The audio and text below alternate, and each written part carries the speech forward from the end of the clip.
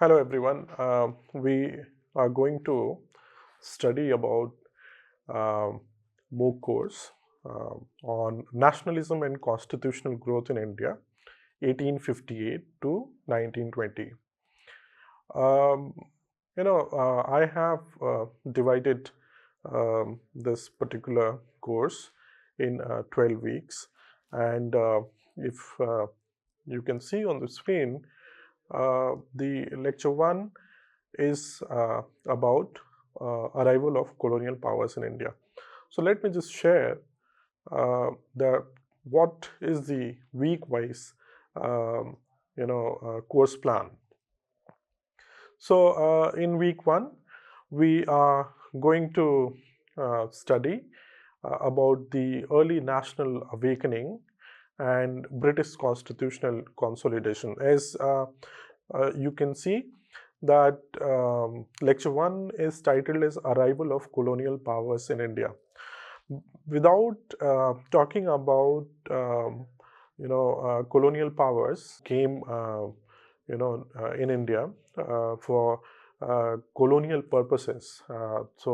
What do we mean by, say, colonialism? Colonialism simply means that the external powers try to capture the natives for political control and economic extraction, right?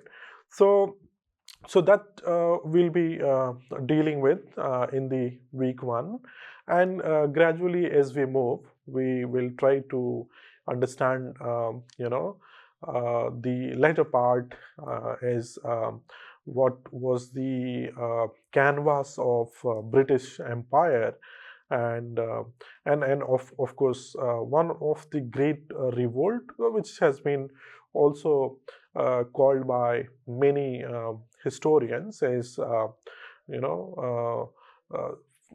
by different names, First War of Independence, or Sepoy Mutiny, right, or Revolt of 1857. So that would be kind of part of week 1. Then in week 2, we'll try to see some of the socio-religious reform movements, and the rise of national awakening, how the national spirit, how the social issues and social problems were also considered as the problem, the issues, and the challenges which in a way subjugated whole of India, right? So because of the advent of modernity, because of the advent of what we call it scientific temper, much of the socio-religious reformers, they started questioning the cultural kind of customs and traditions which were illogical, irrational, and which was anti-women or anti people. I mean, or anti towards other communities. So that would be kind of part of week 2, with also kind of end of East India Company in 1858, right?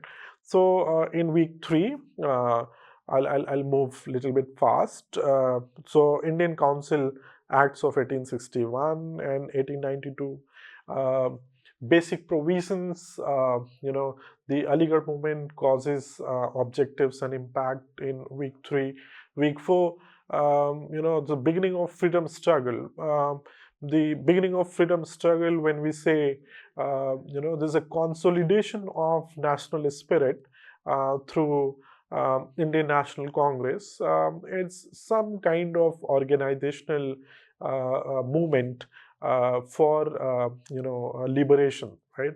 So what were the factors, causes behind establishment of International Congress, and what was the objectives, right? So that we'll be dealing in week 4. The moderate and extremist phase, because of the thinking, because of the kind of modus operandi of the Indian National Congress. Some of the leaders started kind of siding with either of the kind of ideology, with a moderate or extremist. So that will be trying to understand that what were the reasons, factors behind those phases. And also we'll see by the same time there are a lot of churning happening in Bengal. The very policy of divide and rule of British Raj.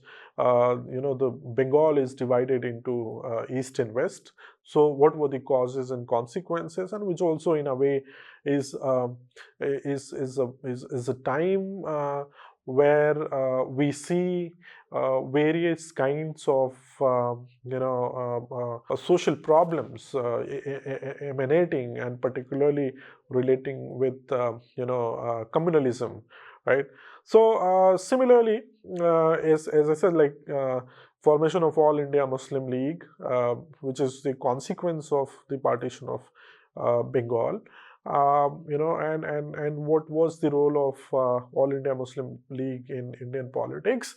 Uh, uh, and then week 8, constitutional development and political mobilization, Monumental reforms, what were the provisions and significance in that, and Lucknow Pact we'll see in week 9, week 10, Montego-Chelmsford reform.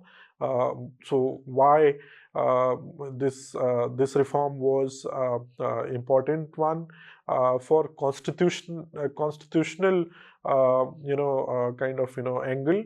Also because we are talking about nationalism and constitutional growth, so each and every event in a way adds on in the inculcating certain kind of national feeling, or feeling of oneness, right?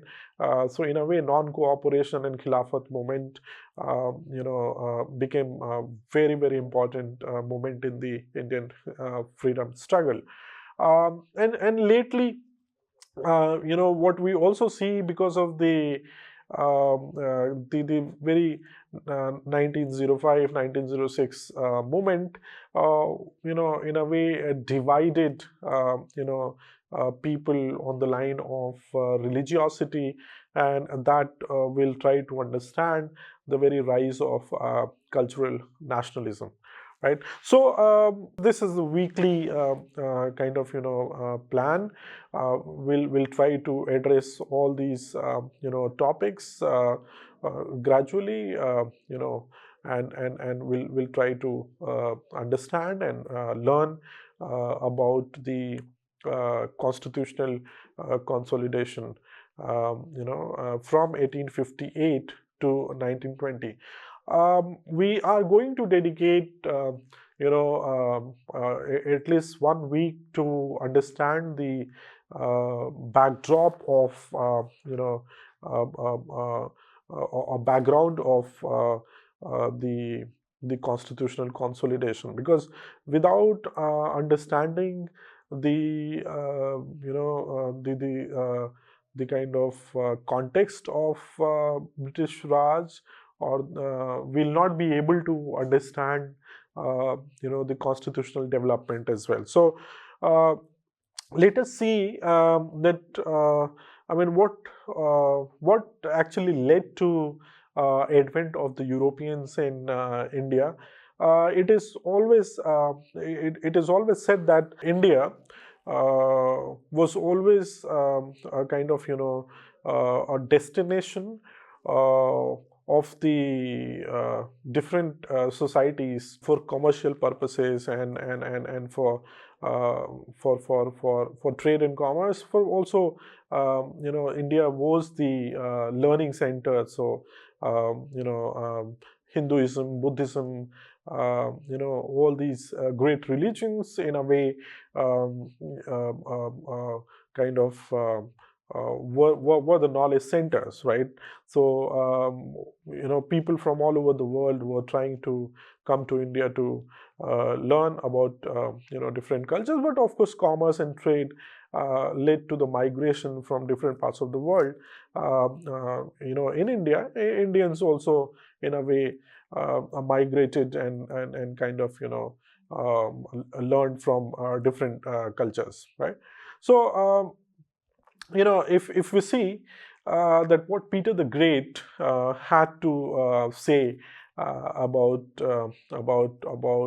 controlling India. I mean, geopolitically, especially in 15th and 16th century, because of the Renaissance, because of the modernity, because of the Industrial Revolution, European countries were going on, with a phase of industrialization, and for that purposes they required, all sort of raw materials, and they were looking for markets to sell their products. So for that they were looking for opportunity to move away from their own land and extracting resources from other places, right? Sometimes people say that colonialism is a kind of consequence of commercialization or industrialization, where the big industries, they require to capture land in the space, and they try to gradually control the land politically, and gradually, in a way, that manifest into certain kind of colonialism, where they resort to violence to control natives, right, or the colonies. So Peter the Great said, bear in mind that the commerce of India is the commerce of the world. So I mean, if you see, the Peter the Great has this understanding that commerce of India can be equated with the commerce of the world. Why it is so? Precisely because that India, that what we know today, was not India during, say, Mughals' time. The political geography of India was very vast. Because in 1947, when we had independence, we we had India rather bifurcated or trifurcated because of various reasons. And and India of Mughals' time, and especially I'll show you the map of 1707, where you will see it was of a continental size. It was of a continental size, right? So what Peter the Great had in mind was that commerce of India is the commerce of the world, because more than 25 to 30% of the trade transaction were happening, or the share of the commerce was controlled by India, right? The very famous saying that India was a golden bird, and by data and facts, it has been proven that India was indeed a golden bird, and British, East India Company or Dutch East India Company, all the European, private companies rather, who were given permission by their kings, they started, pouring into India, with the intent of capturing the market, but gradually they entered into administering and also controlling politically through armies, right? So Peter the Great says, he who can exclusively command command India is the dictator of the Europe, right? So I mean, just just bear in mind that, what is the motive? What is the motive? Everyone wants to be hegemon. Every state wants to be hegemon. Every state wants to capture the power space, right? And the kind of rivalry that we see in Europe, either say in France and Germany, or we see England for that matter, a rivalry with Russia, right? Europe, in a way, or all the European states were in a way trying to outsmart their neighboring countries or the other countries, and in a way, the other countries of the third world, that what we call it today, or developing world or global south, they in fact suffer the most because of their kind of ambitions, because of the ambitions of the Europe, right? So let us see that map which I was talking about. This is the Mughal Empire. So what do you see in the map is that you have I mean Pakistan, Afghanistan, and all these areas, plus also that what we today know as Bangladesh, part of even Myanmar, right? So it is of a continental size, right? I mean, it's really a big kind of country, and it's the landmass geographically, but also there were historical linkages with all these regions, and in a way, I mean, India was the destination of the European countries to come into and capture, either by trade and commerce or by force, right? So, before we enter into some of the kind of timeline, or rather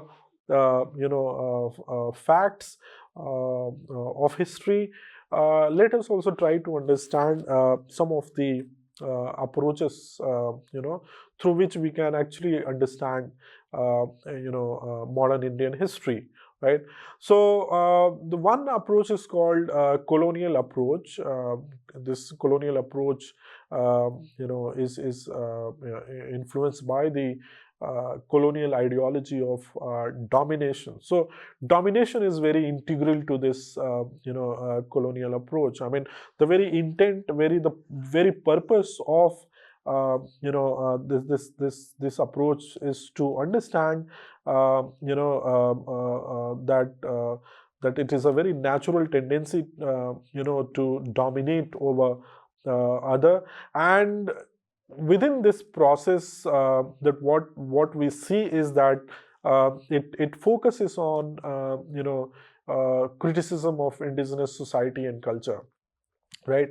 And praises of Western culture. When we say Western culture, I mean, there are scholars who have, there are historians rather, who have, kind of written history with that bias, with that, kind of partiality, by praising Western culture, and criticizing the indigenous culture. And if we see, that very another approach called Orientalism, to some extent, also in a way talks about that how the very portrayal of negative kind of imagery and negative image of the colonies, were written to just downgrade them, and also certain kind of superiority by the Western society to consider that it is rather their duty to their duty to kind of civilize the colonies or people of the colonies.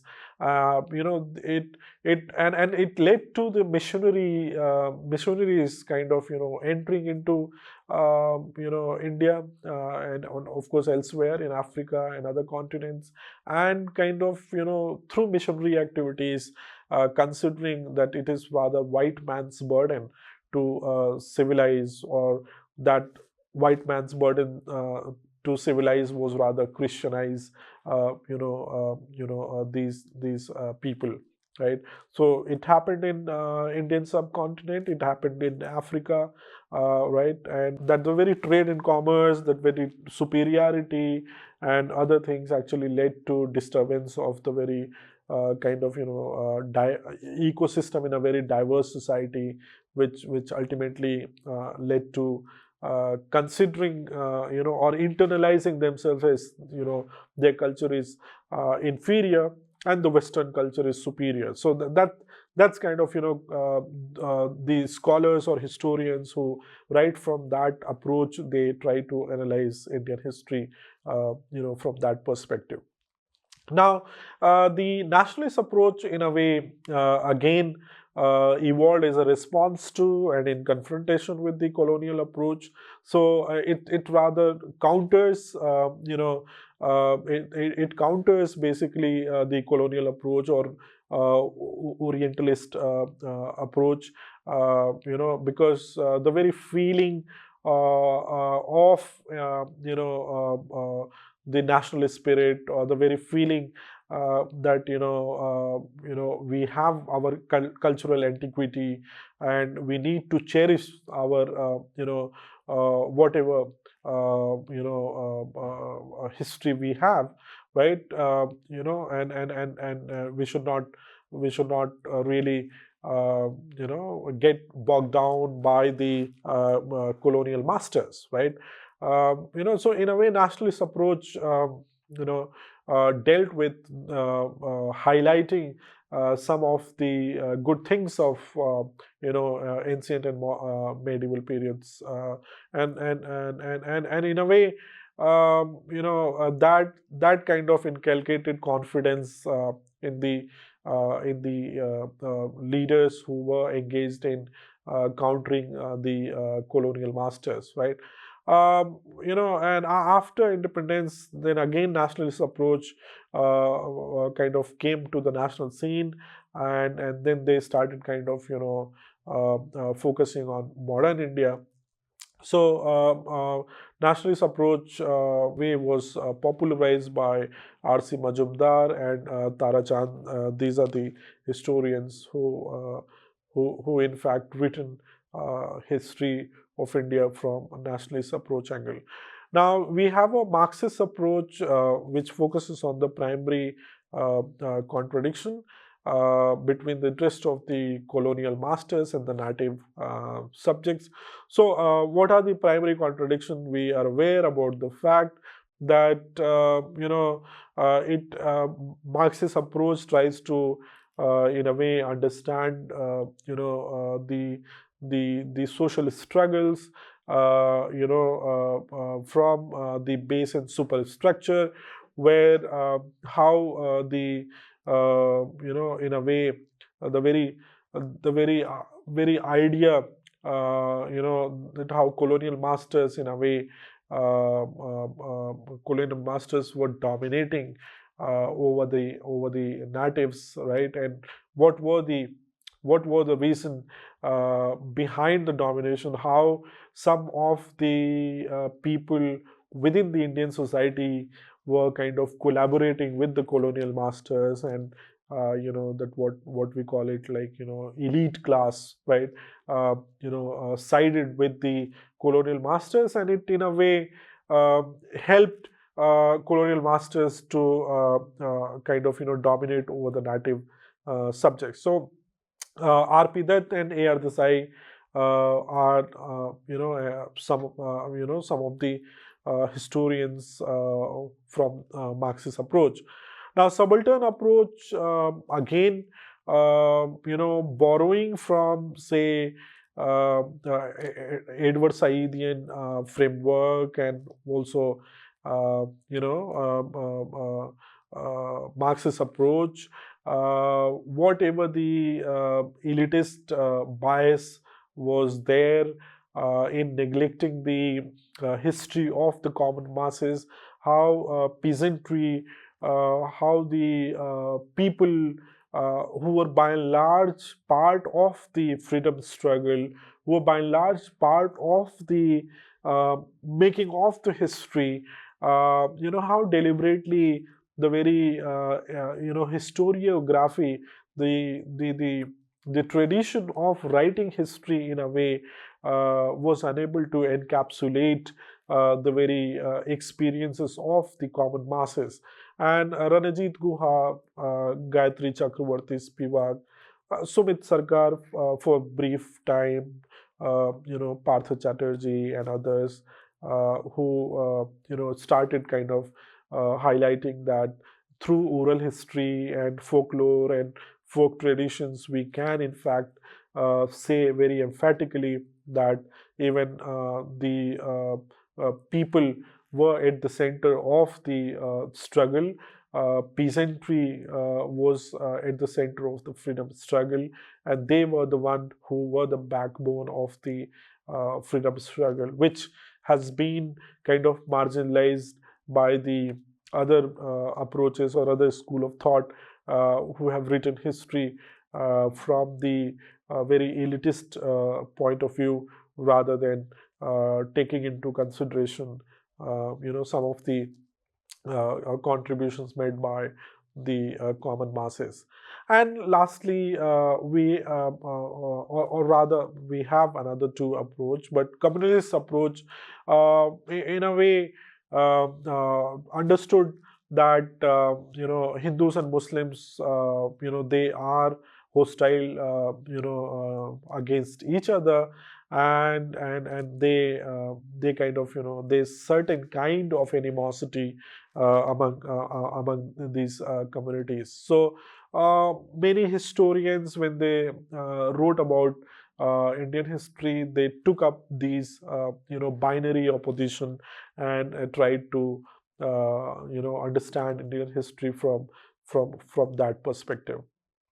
Now we have, say, Cambridge historians who, in fact, saw that Indian nationalism was in a way product of conflicts among the Indians themselves. For getting the benefits from the British rulers, right?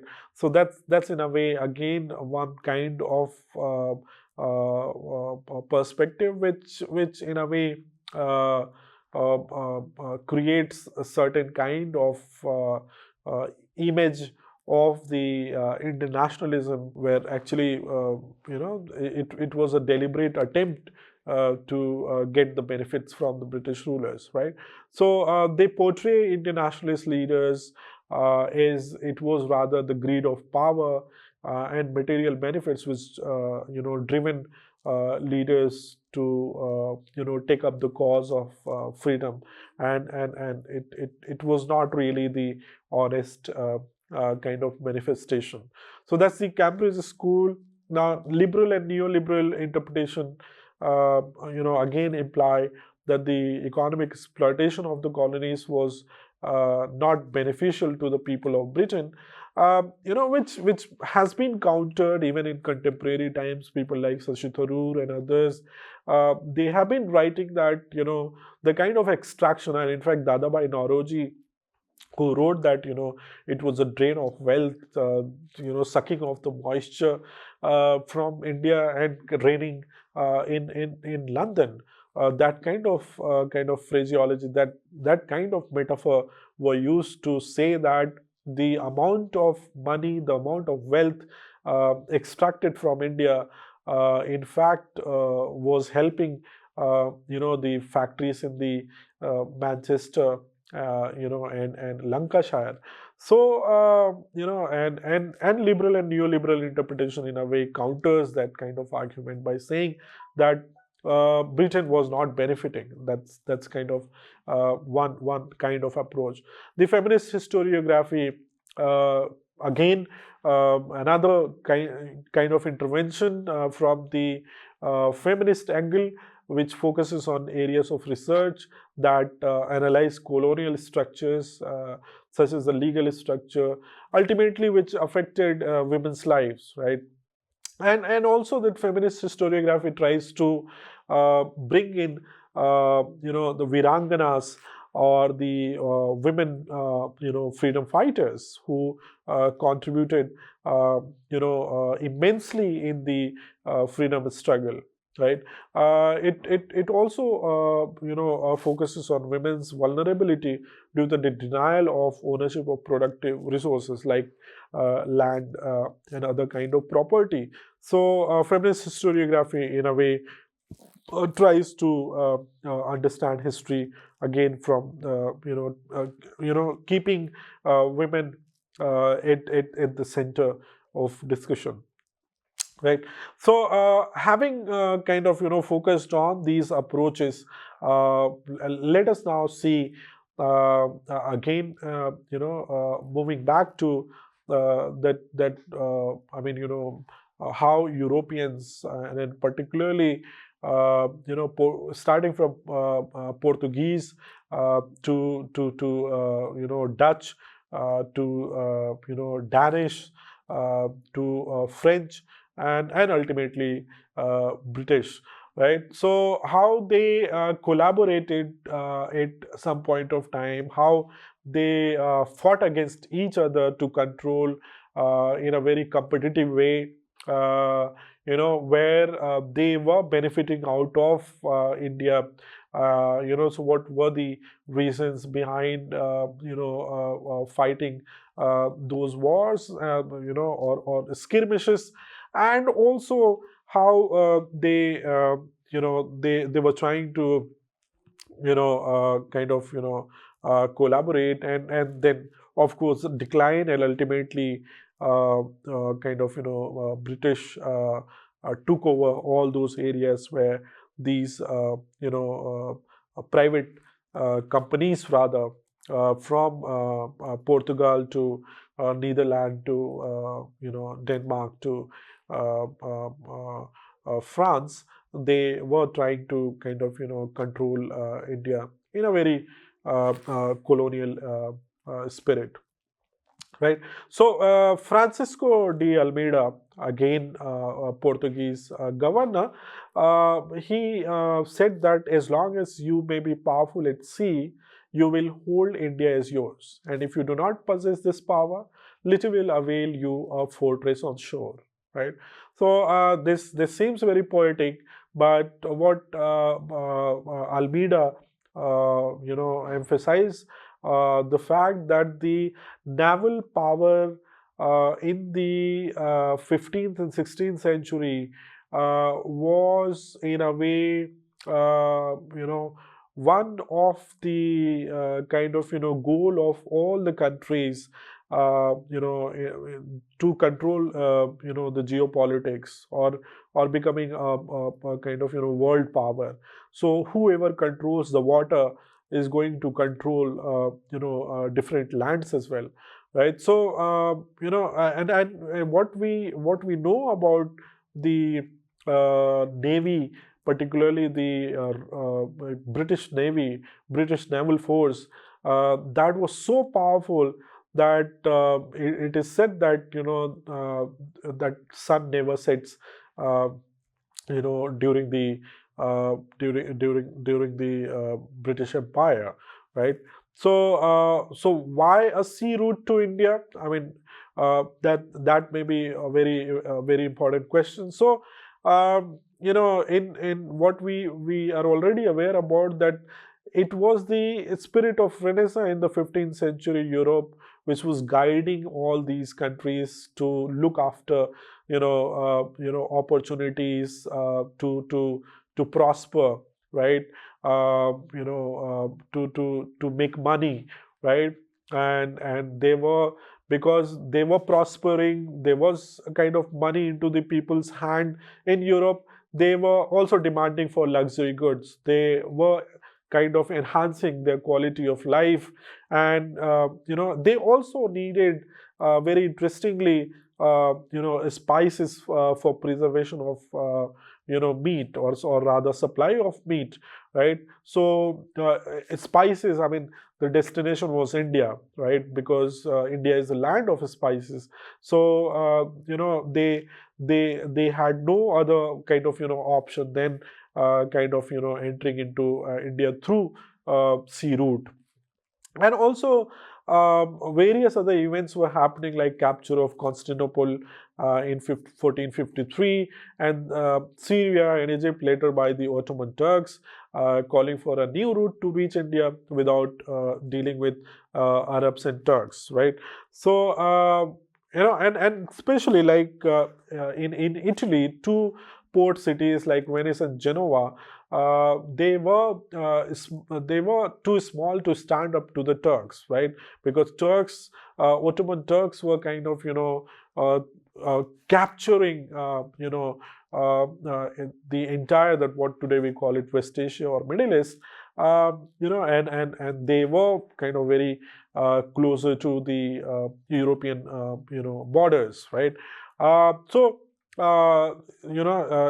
Spanish and Portuguese, they started kind of adding certain kind of resources to the these areas, so that Turks can be curtailed not to enter into those areas, right? So that was ultimately that the very reason behind the sea route is basically that all these countries, they wanted to kind of safeguard their port cities, right? So they were trying to kind of secure their naval pathways, right? So initially Portuguese, they were the pioneers in the sense that because they were traveling all over the world, like Vasco da Gama and others, followed by the Dutch, English, Danish, and the French. They respectively reached India. Right. So if we talk about, say, Portuguese, as I said, the Vasco da Gama discovered sea route to India in 1498. In fact, Vasco da Gama, his second visit was in 1502. And that led to the establishment of trading stations at Calicut, Cochin, and Cananor. And as I said, that the Francisco de Almeida, which the first governor, which I was talking about, he in fact was talking about that how the very controlling of the water is important, right? And in a way, Almeida is known for initiating the blue water policy, which is called Cartes system. Then various governors, they came up with the mission, adding to Francisco de Almeida, Alfonso de Albuquerque, who is in a way considered to be the founder of the Portuguese power in India. And in fact, Albuquerque captured Goa from Bijapur, and also with the intent of persecuting Muslims, they captured Bhatkal from Sri Krishna Deva Raya in 1510 of Vijayanagara Empire, and and Albuquerque initiated the policy of marrying with the natives of India and banned the practice of sati in his area of influence. So in a way, because of the political control, because of the various other administrative reasons, they were trying to reform some of the malpractices, social malpractices which were happening.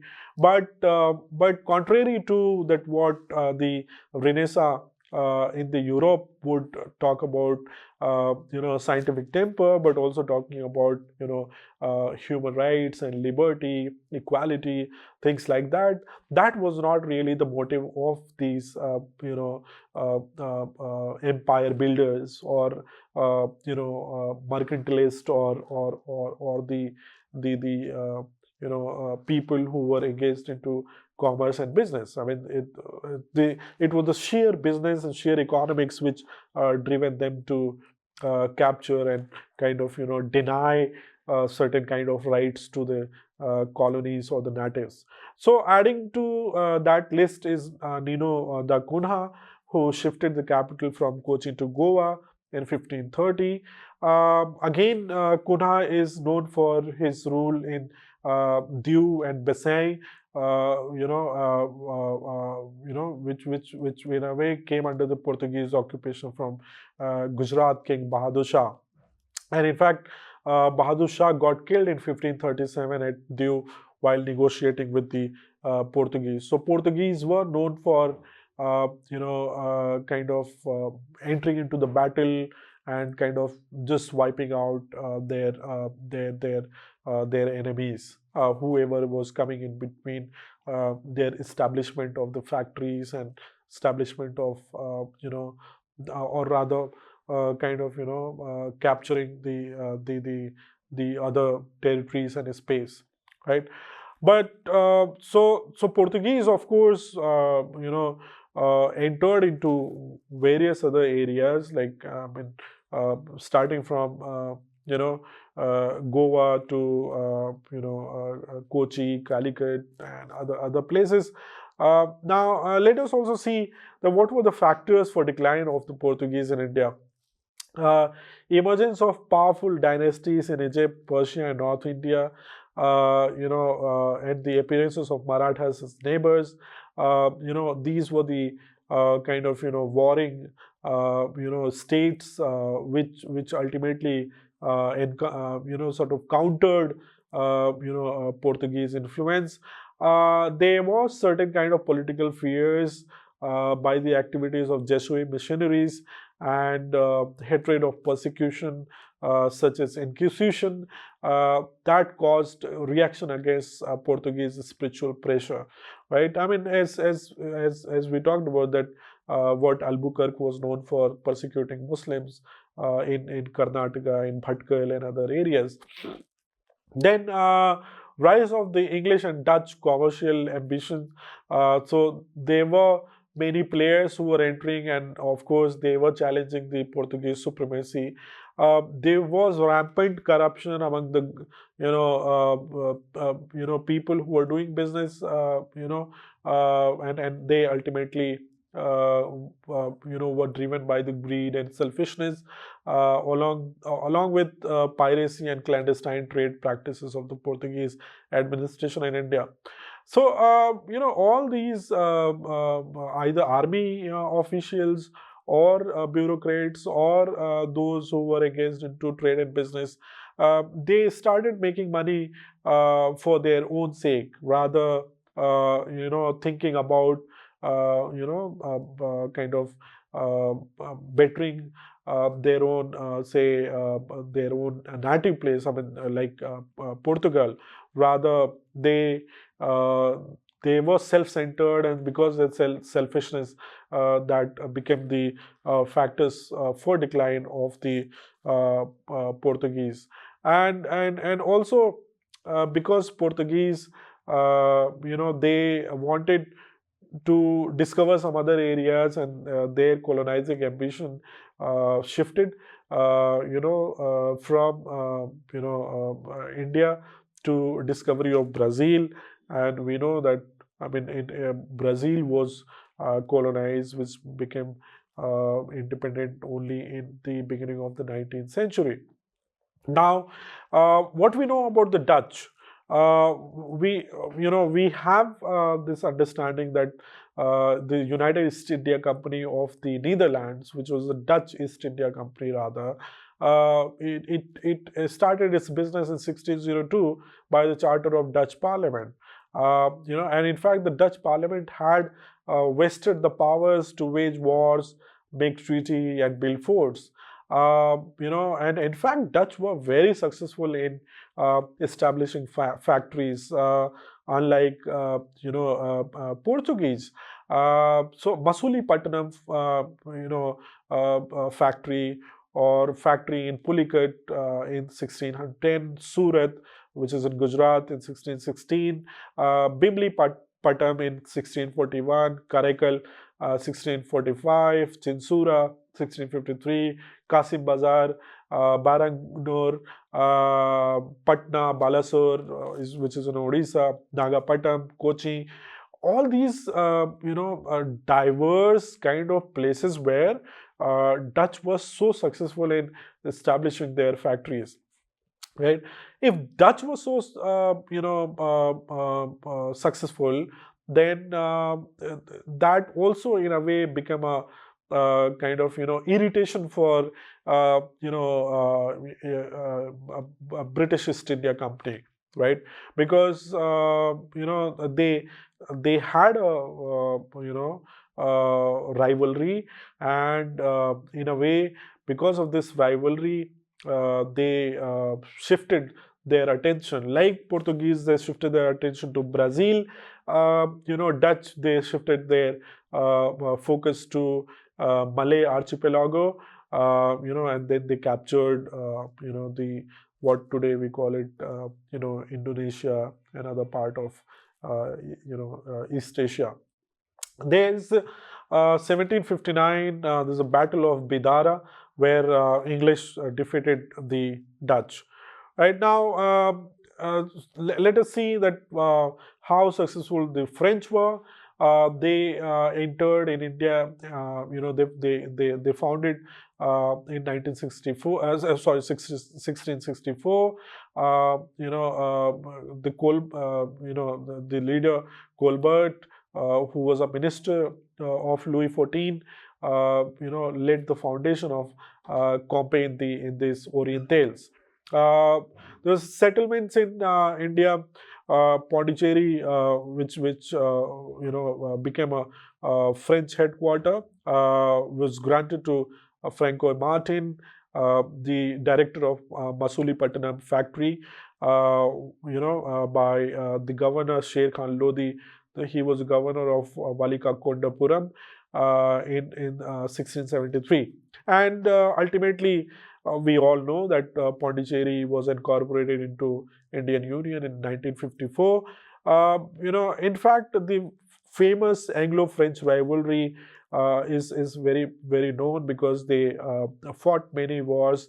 The Anglo-French rivalry in India coincided with the wars between the English and French in Europe as well, right? So, what were the causes of the Anglo-French War? Ultimately they fought for their commercial interests. They wanted to expand their commercial interests. There's some political developments in southern India and Europe provided the pretext to contest their claims, which culminated in three Carnatic Wars. So, famous three Carnatic Wars.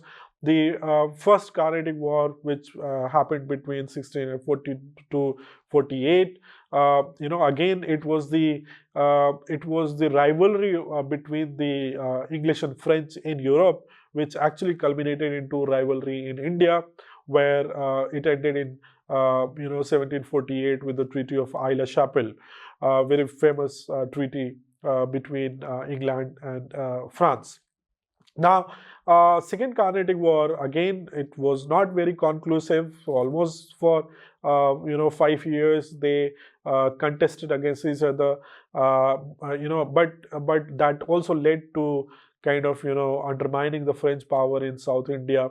And English kind of captured various places like Madras Presidency and many other places. The Third Carnatic War, again, which was there for 5 years, it was a decisive war, because this particular war, Third Carnatic War, was known as Battle of Vandivash or Vandavasi that what today popularly it is known as this was kind of decisive war, French, on the margin. Right. So what we see that there's a Anglo-French struggle happening in Europe, which is kind of impacting them in India, and it's ultimately the fight for domination and to dominate Indian market by kind of selling their products in India, and also extracting resources. So it was ultimately the French concluded another kind of treaty, which was called Treaty of Paris, and then they were allowed to use Indian settlements for commercial purposes only, and fortification of settlements were banned. So in a way, uh, England, or rather British Empire, took over, the political affairs, right?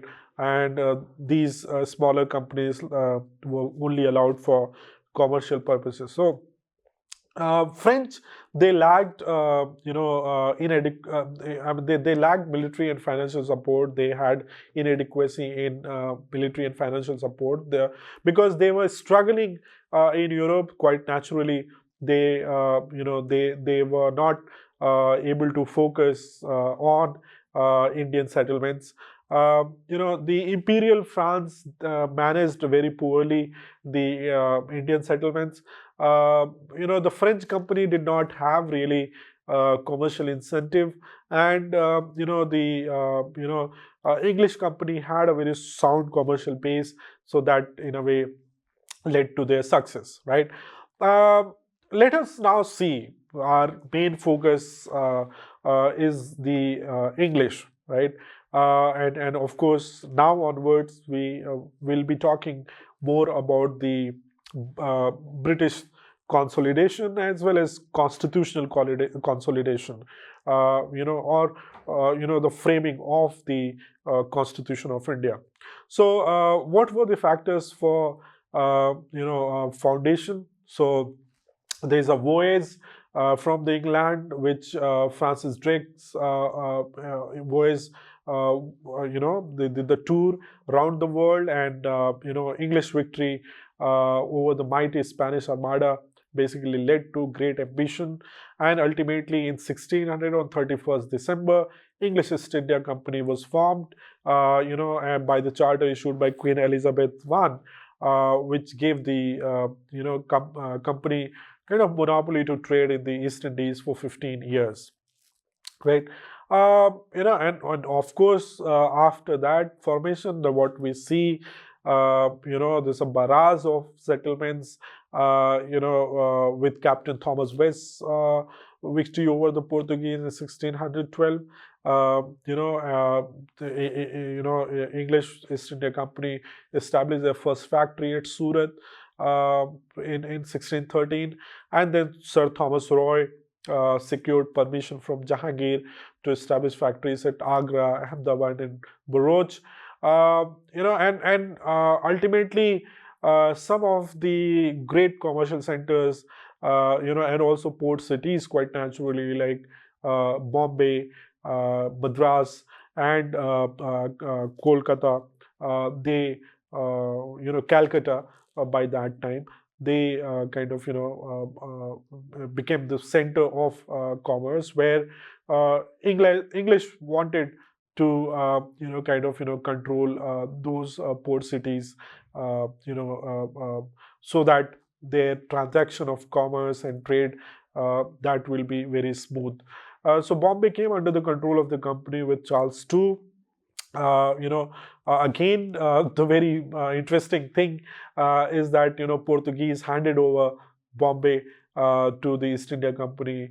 Madras with the Fort St. George replaced Masulipatanam as the English headquarters on the East Coast. So from Bombay to Madras, again Masulipatanam became as the English headquarter. And of course, the former was given by the Chandragiri chief to the English in 1639. The city of Calcutta, grew from the development of three villages, Sutanuti, Gobindapur, and Kalaikata, secured from the Mughal governor of Bengal. The fortified settlement was named Fort William. This is a famous Fort William College, in Calcutta. In 1700, and it became the seat of British power in India till 1911, when ultimately, in 1911-12, it moved to Delhi. Lastly, another very interesting fact is that in 1717, it is said that which in a way gave much kind of say in the political affairs of India.